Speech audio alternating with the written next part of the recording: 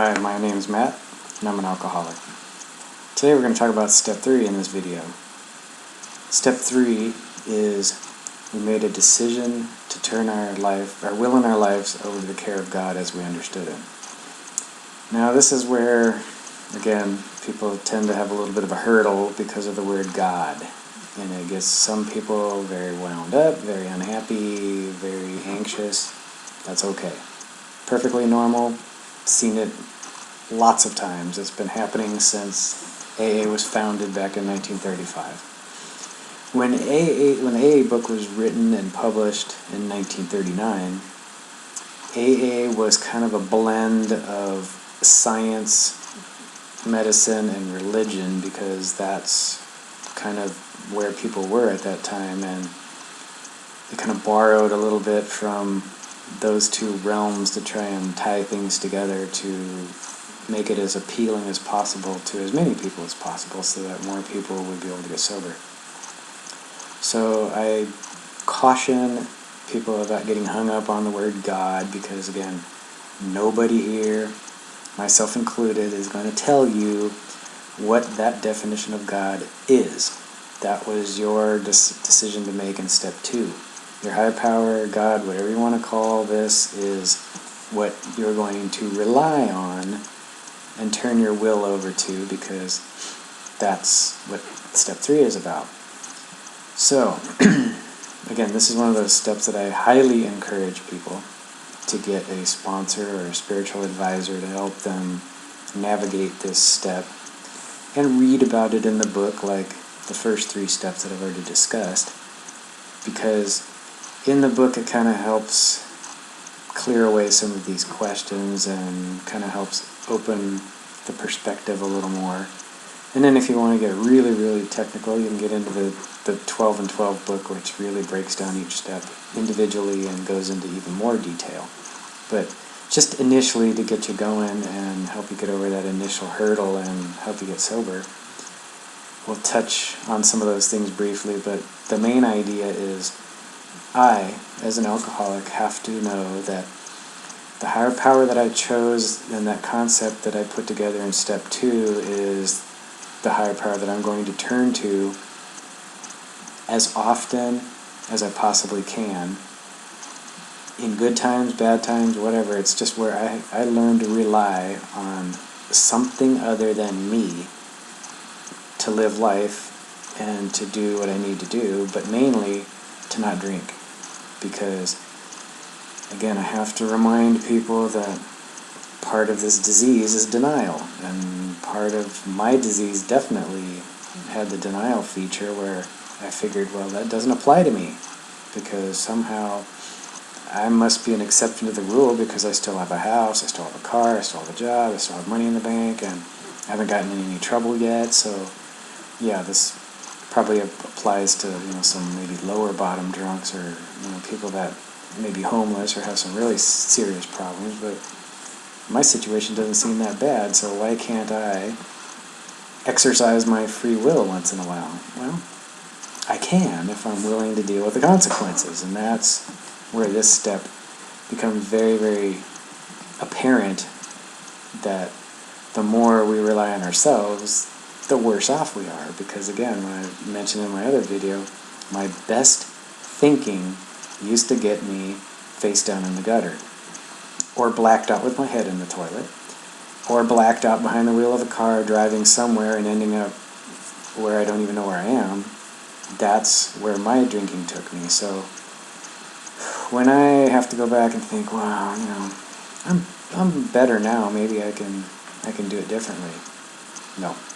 I have to continually remind myself I need to rely on my higher power to help me with my alcoholism, with my disease. So that's where I tell people to stay focused. Get focused on what is the problem. The problem is my drinking, and it's a symptom of a bigger problem, but for now we're just going to say, I need to stop drinking alcohol, because until that happens, nothing else I have to say or the book mentions is going to be even remotely important, because in this program there's no way to successfully drink alcohol and practice a program of recovery at the same time. So let's get past that hurdle first and just say, okay, we need to get over the drink problem first. So, and again, the great obsession of every abnormal drinker is to someday control and enjoy that drinking, which it says in the big book. So, I did everything I possibly could to stop drinking, manage my drinking, control my drinking, moderate, change from one brand to the other. All of these things I did, and that was me exercising my free will and failing miserably. And that was a blow to my ego. It was like, well, wait a minute. How come I can set a goal and achieve that goal and have some sort of reasonable amount of success in life, but why is it I just can't seem to solve this alcohol riddle? Well, unfortunately, alcoholism is a disease that we cannot manage by ourselves, which is why we have to pick a higher power, turn this over to the higher power and say, you know what, I just can't do this, I need help, I need guidance, I need to stop drinking, I need to lose this obsession for alcohol, because if I don't, my life is going to be very short and miserable. And that's the reality. Nobody's going to tell you that you must do anything in AA. We're just going to suggest, and I'm going to suggest that you do certain things, but again, you're free to do what you think is best for you. And again, if there's any consequences, it's on you, not me. So that's this whole being responsible thing. But for me, I have to remind myself that I'm alcoholic. I need my higher power's help. So what does it mean by turning over? It means that I make a decision, a problem is presented to me. Let's take alcohol, for example. Alcohol is in front of me. I have to make a decision. Do I want to drink this or do I not want to drink this? If I'm struggling, then I have to say, okay, higher power, this is my dilemma, this is what is going on. I need you to show me the way, I need to stop this, and then go do something else. That's as simple as it can. I can. There's something in the book that we'll talk about here toward the end. But that's what I have to do. I have to say, okay, I can't handle this, my higher power can, I'm going to get out of the way, I'm going to turn this over, and let my higher power solve this for me and show me what I need to know. Because I may think I'm very smart, but in reality, there's certain things that I just can't figure out on my own. So I've learned in time that I don't like to struggle, I don't like to suffer, I don't like to be in pain, so it's much easier for me to say, hey, you know what, I can't do this, so would you please show me what I'm supposed to do? And you'd be amazed at some of the results. It's great. I mean, there's a lot of things that have happened that I can't really say, oh, yeah, well, this is exactly what happened, but things have worked out for me, and, you know, things were a really big problem at one point, and then, you know, all of a sudden it changes, and things get better, and I can't take the credit for it and say, wow, yeah, I did this, this, and this. It just turns out that way, and it's something you're going to have to experience for yourself. In the AA meetings, which is another thing I'm going to keep reminding people, is you got to go to meetings. It's a necessity to go to meetings.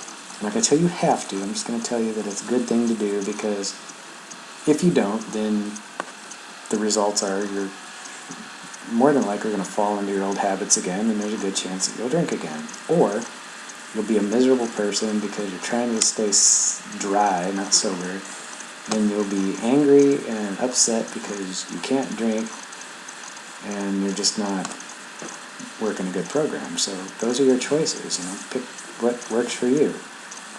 I would rather, for your sake and everyone else around you, that you pick the 12-step program, because it makes life a whole lot easier for you and everyone else. So that's my caveat to that. Now, another word that I bring up that really gets people bristled is prayer. And some people are like, I'm not doing that. Well, in the big book, there's a 3rd-step prayer, which, you know, one would read in the book with their spiritual advisor or sponsor or whatever. works for you, that is just a small prayer to get you started. It's just, it's written out nice and neat, just a few lines for people that maybe don't have a lot of practice at prayer, don't have a lot of good experience with prayer, or whatever the case may be. It's there, spelled out, nice, simple English. Say this and try this. That's it. You can always add more later. You can always make it more personal later. But just the simple act of doing it, and again, I'm going to keep hammering on doing things, because people will sit and spin their wheels and think about stuff all day and never do anything. But if you do what's in the book, you will get results. It's just that simple. So, may I suggest that you do the prayer. You read it and you do it.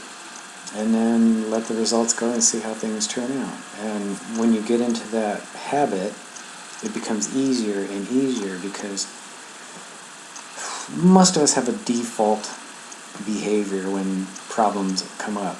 And a lot of us, when a problem came up, we would try to solve it, we couldn't solve it, we get frustrated, and then we drink, because the drink felt good and it bought us some extra time to try and figure out this problem, and in the meantime we could at least have a little temporary relief. Well, we don't have that anymore, so we have to substitute that temporary relief that we sought through alcohol with something more positive that's going to actually give us some good results instead of bad results. So that's where the practice of turning to a power greater than ourselves and saying, hey, please help me with this. And that's just as simple as it is. So try to keep it simple. Try not to get too complex with it. Just, here's my problem. I'm a human being. I don't have all the answers, so let me turn to my higher power who has all the answers, and I will get those answers. So go ahead and give that a try. And again, by now I'm hoping that you have a sponsor or somebody you can talk to and bounce these things off of. And then in our next step, we're really going to start getting into some soul searching and figuring out what's going on in step 4. So good luck to you, and I'll see you in the next video. Thanks.